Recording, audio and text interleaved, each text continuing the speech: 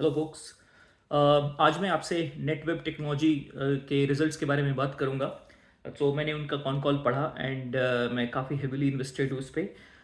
जब मैं con call पे जाने वाला था तो मेरे मन में दो तीन क्वेश्चंस थे।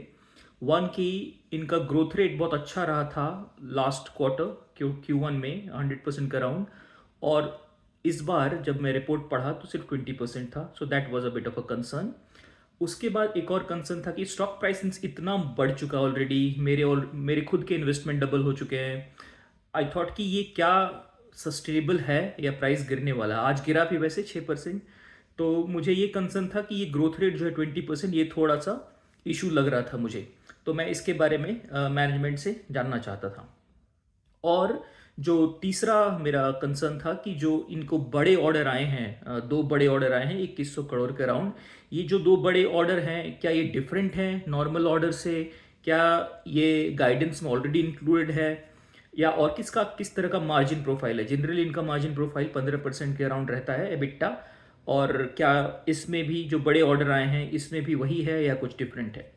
तो गुड न्यूज़ ये है कि तीनों क्वेश्चंस के आंसर मुझे मिल गए और मैं काफ़ी पम्प्ड अप हूँ, मैं काफ़ी खुश हूँ उनके मैनेजमेंट कमेंट्री से।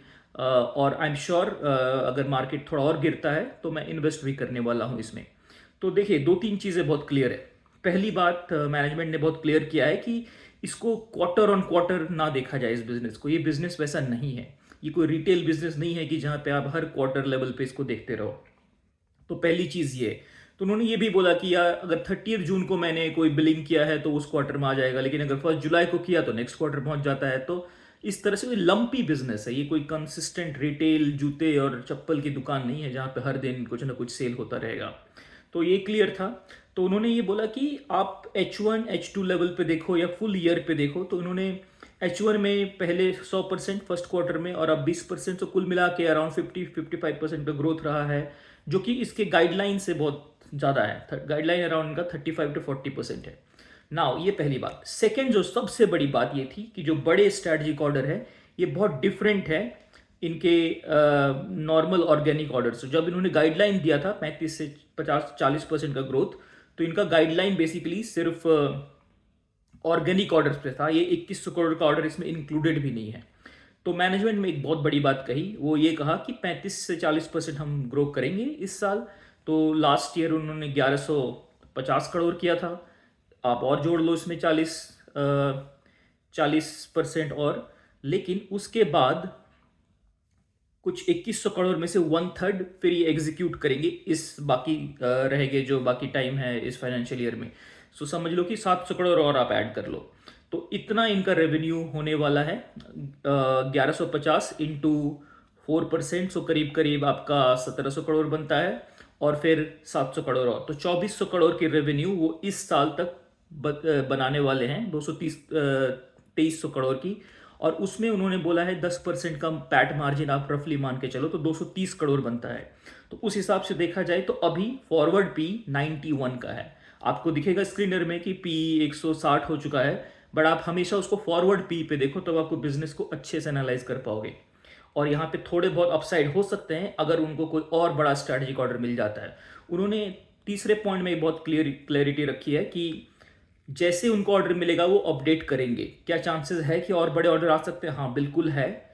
ऐसा उन्होंने एक एक बहुत ही अच्छा क्वेश्चन आया था कि जो गवर्नमेंट ने 10,000 करोड़ का एआई इनिशिएटिव बनाया है उसमें से क्या नेटवर्क को जितना मिलना था मिल गया है या और मिलेगा? तो उन्होंने इसका आंसर में ये बताया कि ऐसा नहीं है कि जितना मिलना था मिल गया है। हो सकता है, पॉसिबिलिटी है कि और भी मिले, गारंटी कुछ नहीं है, but there is a good enough possibility कि आगे भी हो सकता है ये सेल्स हो। और क्या जानने लायक बात थी? आई थिंक एक बहुत इंपॉर्टेंट जानने लायक बात थी, वो थी एबिट्टा मार्जिन की। तो उन्होंने एबिट्टा मार्जिन पे साफ साफ कहा है कि ऑर्गेनिक में वो 15% का अराउंड एबिट्टा बनाते हैं, लेकिन जो बड़े स्ट्रैटेजिक ऑर्डर हैं उस पे उनका जो मार्जिन बनेगा वो 15 से थोड़ा नीचे बनेगा, 13.5% के अराउंड। उन्होंने बोला है कि 1.5 से 2% कम बनेगा, तो 13 से 13.5 आप मान के चलो। तो मार्जिन प्रोफाइल थोड़ा नीचे आने वाला है, बट सेल्स बहुत ऊपर जाने वाला है। इंटरेस्टिंग बात यह है कि अब जिस कंपनी का 1150 करोड़ का रेवेन्यू रहा है लास्ट ईयर, अगर वो सडनली 2300 करोड़ अगर एग्जीक्यूट करना चाहती है इस साल, तो क्या वर्किंग कैपिटल, एम्प्लॉय कॉस्ट, ये सब बढ़ने वाला है? मैनेजमेंट ने इनका बहुत ही अच्छा आंसर दिया है। मैनेजमेंट ने कहा है कि ऐसा नहीं होने वाला है, जो भी बढ़ेगा ऑर्गेनिकली बढ़ेगा, इनऑर्गेनिकली जस्ट इन ऑर्डर्स को एग्जीक्यूट करने के लिए कोई अलग से खर्चा नहीं आने वाला है। तो इंटरेस्टिंग बात उन्होंने ये भी बोली है कि ये जो ऑर्डर है ये बहुत ही वेल ऑयल्ड मशीन टाइप काम करेंगे, इनको पहले से ही एडवांसेस मिल चुके हैं कंपनीज के, मे भी थोड़ा लेटर ऑफ क्रेडिट बढ़ेगा, पर इसका बहुत भयंकर कोई वर्किंग कैपिटल पे एनालिसिस इम्पैक्ट नहीं पड़ेगा। तो ये मेरे और जो छोटी मोटी बातें ये हैं कि उन्होंने कहा कि एआई पे सबकी नज़र है और एआई बिजनेस इनका ऑब्वियसली बहुत ग्रो करेगा इन 21 ऑर्डर के बाद। लेकिन उन्होंने ये भी बोला है कि जो बाकी दो बिजनेसेस हैं कंप्यूटिंग सॉल्यूशन के और क्लाउड के, वो भी बढ़ेंगे। तो तीनों ग्रोथ इंजन इक्वली बढ़ेंगे। मे बी शायद एआई को ज़्यादा थोड़ा माइलेज मिलेगा और थोड़ा लोग एआई के बारे में ज़्यादा सोच रहे हैं आजकल। उन्होंने एक और ये भी बात कही कि ऑर्गेनिक लेवल पे, जो ऑर्गेनिक उन्होंने 35-40% का गाइड करते हैं, वो बोले कि हमारा फनल देखो, आप फनल देख के आपको समझ में आएगा कि कैसे ग्रो कर रहे हैं। उन्होंने मैनेजमेंट ने एक्चुअली ये 35 से 40% का ग्रोथ जो है ये नेक्स्ट 3 साल के लिए बोला है कि नेक्स्ट 3 साल तक हम कंफर्टेबली इस पर ग्रो करेंगे। और ये विश्वास उनको कहाँ से आता है? ये विश्वास आता है उनके पूरे फनल को देख के। उनका जो फनल है अभी 4000 करोड़ का है। उन्होंने बोला है कि जनरली वो 60% कन्वर्जन रेट्स देखे हैं इस फनल के ऊपर। सो उनको ऑर्डर आता रहेगा। इनका कोई ऑर्डर का बहुत बड़ा रजिस्ट्रेशन पीरियड नहीं होता है, कि कुछ ऐसा नहीं कि 6 से 10 महीना ऑर्डर एग्जीक्यूट करने में लगता है। इनको मैक्सिमम टू मैक्सिमम 10 से 16 वीक लगते हैं। 10 से 16 या 3 से आप समझो कि हाँ, एक क्वार्टर के करीब लगता है ऑर्डर को एग्जीक्यूट करने में। तो ये रहा पूरा नेटवेब का एनालिसिस मेरे एंगल से। मैं हेविली इन्वेस्टेड हूँ, मैं रहना चाहता हूँ। मैं पर्सनली अपने बारे में आपको बता दूं कि मैं गूगल में काम करता हूँ। इस पूरे एआई के वर्ल्ड से काफ़ी करीबी रिश्ता है मेरा। और मैंने एनवीडिया मिस किया है। थोड़े बहुत इन्वेस्टमेंट है मेरे, पर बहुत बड़ी रैली जो थी एनवीडिया की उसमें मिस किया है।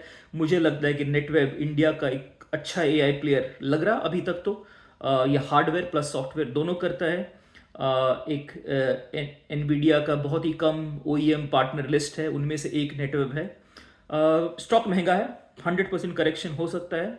तो अगर आपको इन्वेस्ट करना है तो अपने रिस्क पे करिए, पर मुझे लग रहा है कि चांसेस हैं कि ये कंपनी और भी अच्छा करेगी और बड़ा बनेगी। Thank you so much. ये मेरा पहला वीडियो था जब मैं स्टॉक एनालिसिस कर रहा हूँ। अगर आपको पसंद आए तो प्लीज़ सपोर्ट करिए ताकि मैं और वीडियोस बनाता रहूँ। Thank you.